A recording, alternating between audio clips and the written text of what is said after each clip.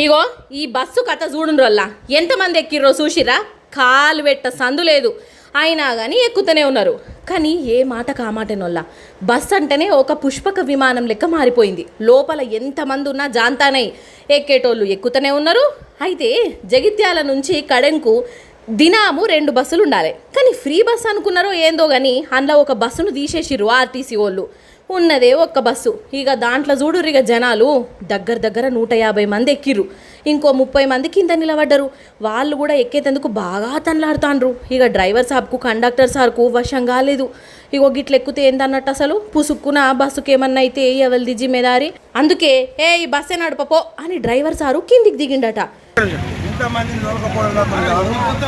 తీర్పులు పుట్టాక బాగా ఇబ్బంది ఉంది నాకు. ఇంతమంది తీసుకెళ్ళిన పిల్లలు సార్ ఇక్కడ అయిందనుకునే లోపల కూడా అయితే ఇంతమంది తీసుకోపోయి సార్ దండం పెడతారు. రోజుంటేనా సార్ రోజు పరిస్థితి రోజు తీర్పులు పుట్టాక భయం కొద్దిగా ఎప్పుడైతే